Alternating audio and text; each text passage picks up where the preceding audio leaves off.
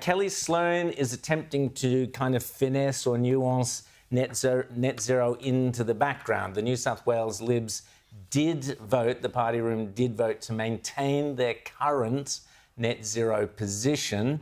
But clearly, have a listen to Kelly Sloan just talking a few minutes ago here at Sky to Andrew Clennell. We have a different set of circumstances in New South Wales. We have the practical rollout compared to the Commonwealth. We have to make sure that we have some renewables, probably sweating some of those coal assets, definitely having gas as part of the mix. And what I want to be doing, working with my Nationals colleagues in New South Wales, is addressing the bungled rollout by Labor, the pain in regional communities and the increasing energy prices. So I'll be talking later in the show about how I think Susan Lee and the Liberal leaders should be addressing the whole issue of emissions, seeing particularly at the federal level where they have said no to net zero quite rightly, but they're still stranded with this Paris Agreement nonsense. But Caroline, tell us, Kelly Sloan there, is that convincing? She's not abandoning net zero, but she's trying to kind of say, well, we're looking after costs. She's trying to do both things at once. Is it successful? No, I think she needs to land on a firm policy position on this, and I hope that she comes out the way the Federal Party has come out and is against net zero. But she's been in the position for 5 minutes. She's been there for 2 days. Susan Lee how long was she there for before they came up with... Give her a chance. Like, she is from the moderate faction. I like Kelly Sloan on a personal level. She is my local member.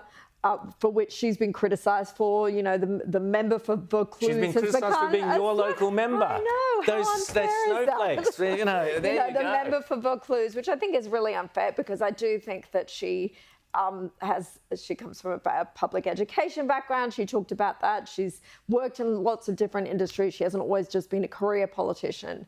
I think she's impressive and I think she can get the party there. But the problem is that, I mean, our elections are further away, but we've got a first-term government here, Labor government. The Premier, Chris Minns, he's very good. He's very likeable. He's from the right of the Labor Party. It's a very different situation to Victoria. So I don't think the Liberals here actually have as much chance in some respects as they might have in Victoria if they put up a good opposition and give people Rita, an alternative there.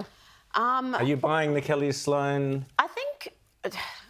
I don't know the lay of the land as well as Caroline and yourself, given your locals, but to me, she's more impressive than her predecessor. I think she will be a better communicator. Now you're setting the bar very, very low. I got to tell you. Well, we're talking about state Lib parties.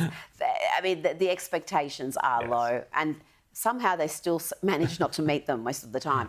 I think she could. I mean, I think the whole her seat, whether that works against her, is very fascinating because I think again that's a very Sydney thing that you've got this super affluent area that most people could not imagine ever affording to live there, and if that's the local member, you know, how well does she really understand the struggles of people in the outer west? Having said that, there are a lot of, I mean, there's still public housing in the area. There are still people who aren't, I take your point, it is the richest area in Australia, but it is also has a whole wide demographic of people there. I think the name recognition will really help her because most people would struggle, even in Sydney, if you ask the person on the street, they're not politically engaged like our viewers would struggle to identify who Mark Speakman is, but they would know who Kelly Sloan is, and that does really help.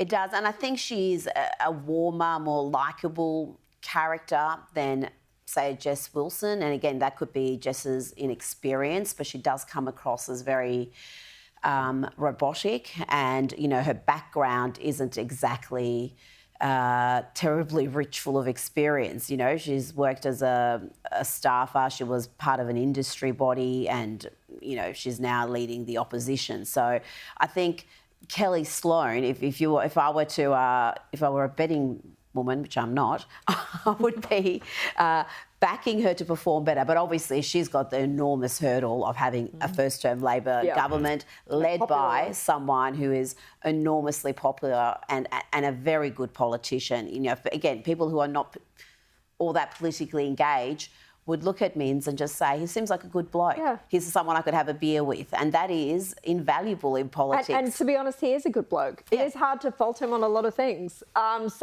She's lovely. He's lovely. It's going to be. Can you send one of them to Victoria? Either one. Just send one of them to Victoria because both of ours. This is all too lovey-dovey for me. I know I'm it is. Sorry, I'm sorry. Rowan.